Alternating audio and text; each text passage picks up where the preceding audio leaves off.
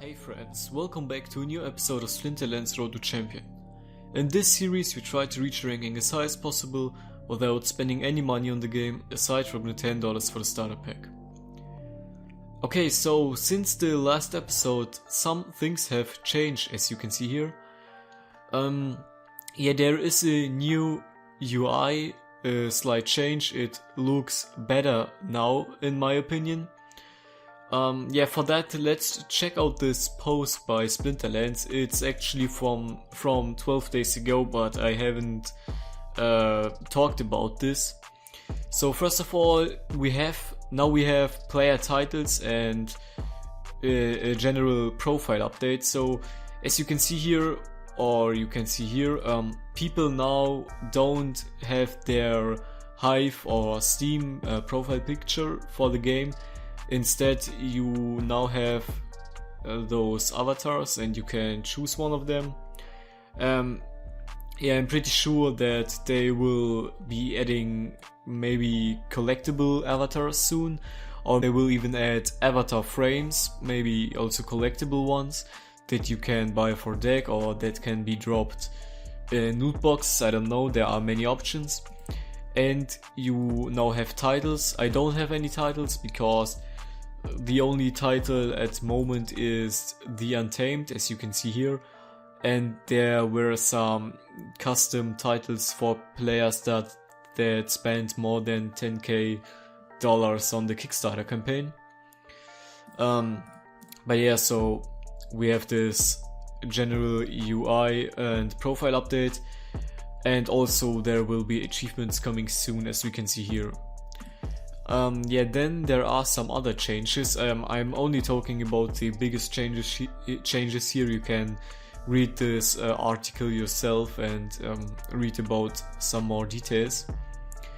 Okay, so the next thing is that from Champion, it's only for the Champion 1 League, you will now have a standard elo rating without any modifications like the win streak bonus. This is pretty important for champion players. Okay, so then we have two new rule sets, heavy hitters and equalizer. In heavy hitters games, all monsters have the knockout ability. I don't know about this one. I mean there aren't that many monsters with the sun ability. The pit ogre maybe, especially in lower leagues. The pit ogre is the only card that I ever used that has the stun ability, and I use him, and I barely use the fire splinter, so that's not really interesting for me. Equalizer is much more fun. The initial health of all monsters is equal to that of the monster on either team with the highest base health. So I played some of those games already, of course, and this gives some really interesting synergies, some really interesting games. For example, the how is he called? The fire guy here, the exploding dwarf.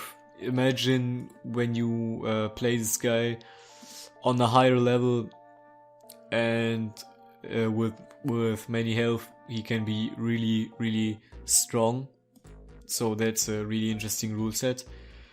And the anytime tournaments, the asynchronous tournaments are developed, the development's finished, and they are now undergoing internal testing. So this is 2 weeks ago already, and 2 weeks ago they expected to start the public testing within the next few weeks. So I don't know, I expect the async tournaments to arrive in the next 2 or so weeks, but I don't know, just what I believe. And Cryptomancer is then working on separate leaderboards for different leagues. Personally I don't know if I like this change. Generally I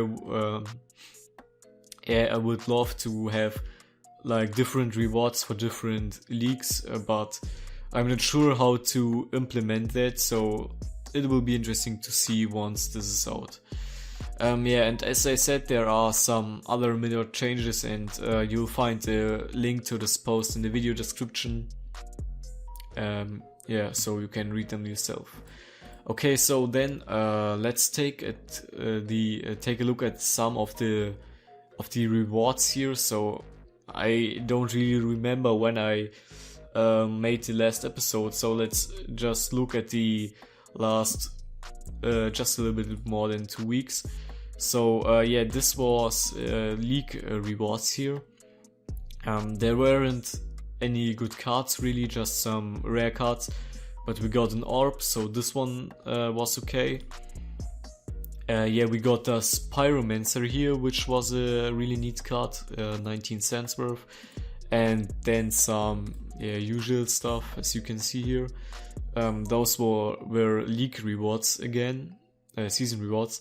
We got an orb, but aside from that, they were really bad. I mean, I think those were like maybe the worst rewards that we ever got on this account and on my other account, so I'm not sure if there would be the possibility to get even worse rewards than this one, considering we got 5 DEC, 6 DEC couple times. This is really bad, but I mean the orb is okay, even though it's not worth much these days. And yeah, those were rewards for the last 2 days. Okay, so what I'm planning to do today is, first of all, I checked our cards, and as I said in the last video, I planned to buy some cards with the 7k deck that we have. And yeah, I decided to get 2 other cards for Lion and Natura and to get her to level 2. Yeah, the Earth Splinter is one of the splinters that I still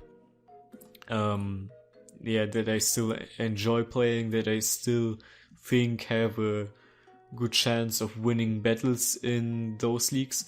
So I decided to upgrade her to level 2, and for that we need to buy 2 of them, and one is $1.45, so we are going for just those 2 here. We will pay with DEC, and it will cost 6.3k. Yeah, if the Dark Energy Crystals would trade at $1, then we would have a much better price, of course, but since they are trading pretty low the last few weeks, we are going to pay this higher price, because I mean, we could buy packs to have the full price. I call it the full price, the $1 price for 1k decks, but I don't really think that buying and tame packs is really useful for us. So let's do this instead. Okay, and we'll instantly combine them.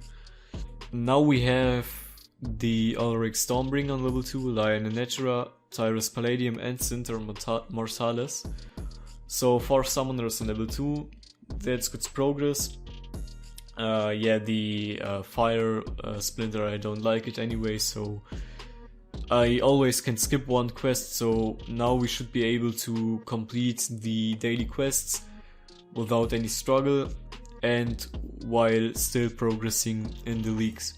So as you can see here, we are Gold 3 right now, and it's pretty early in the season, so I'm not sure when we will be able to reach Gold 1, but I don't think it will be that far until then. Okay, so now as you can see here, I have two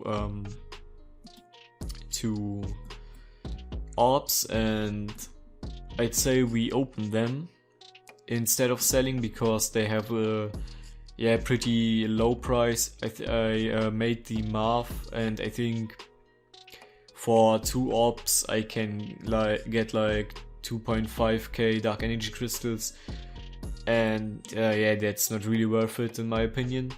So we are going to open one of them with full potions and the other one without potions. And yeah, let's hope that we get a legendary card maybe, because that's pretty much the only thing that we need. Or even a gold foil legendary card so we can sell it. Okay. And okay, so 3 rare cards. I mean, this is not good, of course not, but to be honest, it's better than some of the other stuff that we got. Yeah, but I don't really need those rare cards, so yeah. Okay, and again, only one rare card, so the absolute minimum.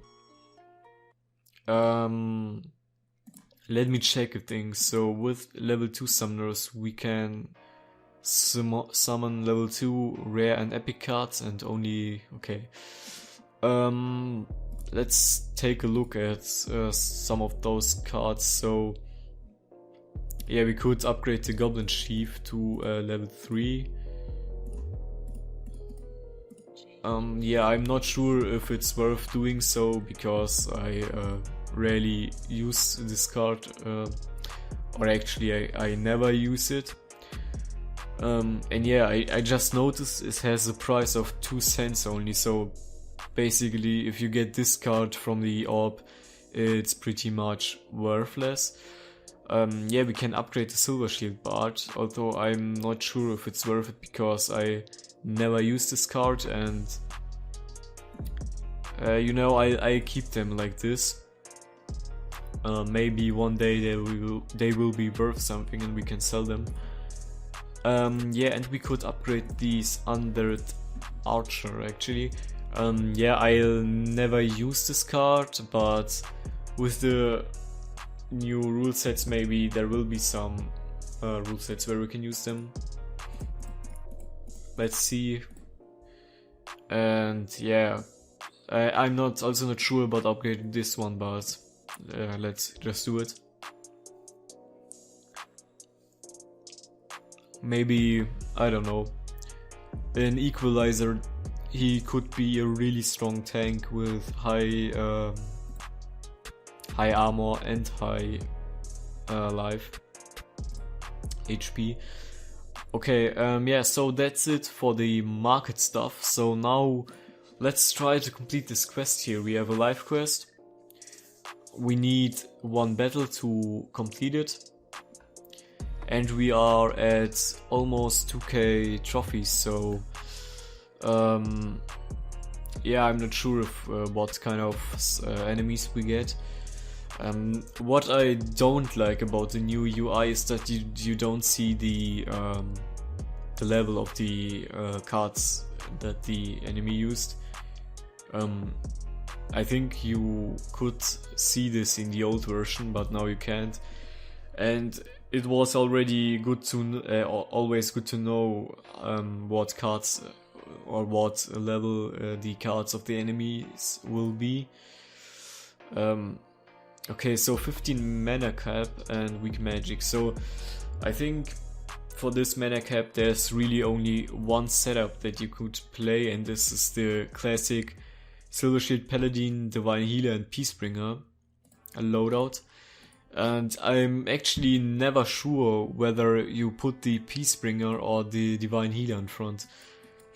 I tried both versions and I don't really see a difference, but yeah, so we could use the Divine Healer as a tank. This is only the wrong order if the enemy will play with sneak cards, of course, but we can't know that anyway, so let's just try this order here. Okay, so our enemy didn't deploy any team, so we auto won this game. So let's claim our rewards.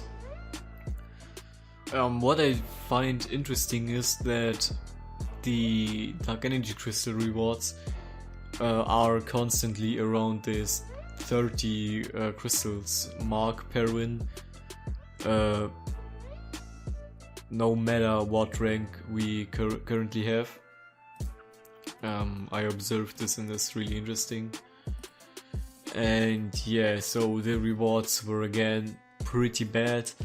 I'm really not sure what to think about this new system, because potion is pretty much worthless to most players, to those that don't open untamed packs in high amounts. And yeah, those 11 dark energy crystals are also just worthless. If you think about it, we get 30 dark energy crystals per game, so why would we care for those 22 that we get from 2 loot boxes? Yeah, maybe, I don't know how we could make this system different but still sustainable, but maybe we will see some updates in the future. But yeah, that's it for today. The episode is a bit longer than usual. I hope you have enjoyed it nevertheless. I hope you have a great day. See you in the next video. Bye.